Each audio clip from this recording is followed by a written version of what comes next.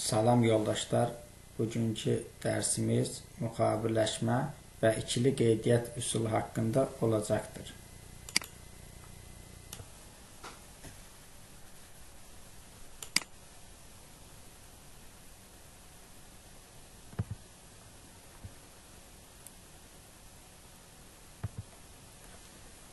Müqabilləşmə nədir?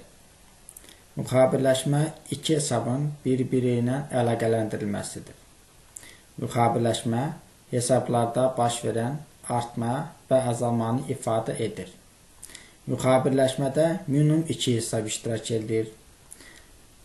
İki hesab arasında baş verən müqabilləşmə sadə müqabilləşmə, 3 və daha çox hesab arasında baş verən müqabilləşmə isə mürəkkəb müqabilləşmə deyilir. Müqabilləşmədə artma azalma üçün debet və kredit terminlərindən istifadə edilir. Debet və kredit terminləri artma və azalmanı ifadə etmək üçündür. Müqabilləşmə ikili qeydiyyat üsulundan həyata keçirilir. Bu üsulun əsası 15-ci əsrdə İtalyan rahib və riyaziyyatçısı tərəfindən qoyulmuşdur.